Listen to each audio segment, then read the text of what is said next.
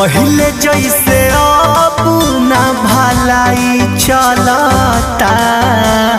ए राजा 4 दिन सब्र करी। पहले जैसे अब ना भलाई चलता। तनी हट के सूती देहिया के दवाई चलता। जवन जही सैया ओही के दवाई चलता। तनिको न सैया ढीला हाई चलता। मान जाए ना।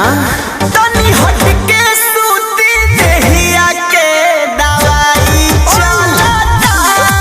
जवन जही सैया ओही के दवाई चलता।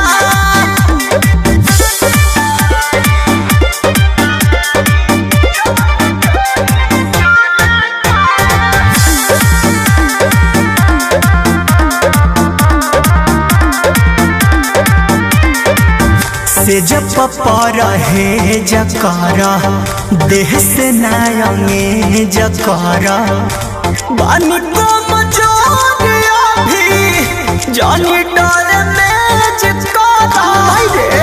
कहाँ जाए रे। से जब पर है जकर देह से नायंगे जकर बानी को मचोरिया भी जानी बात बुझता रे कमाई गलता। तनी हट के सूती देहिया के दवाई चलता। जवन जही सैया ओही के दवाई चलता। कपसूल खातनी राजा।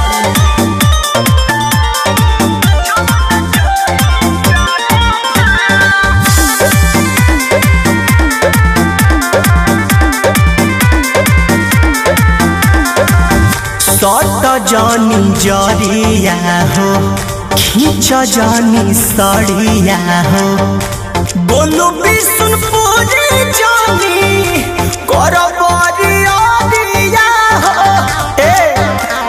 मान जा। सट जानी जरिया हो खींच जानी सड़िया हो। बोलू बिशुनपुरी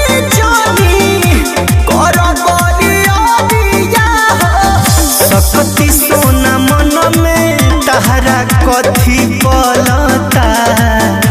बताब। तनी हट के सूती देहिया के दवाई चलता। जवन जही सैया ओही के दवाई चलता। तहार एक्शन रिएक्शन कर दी।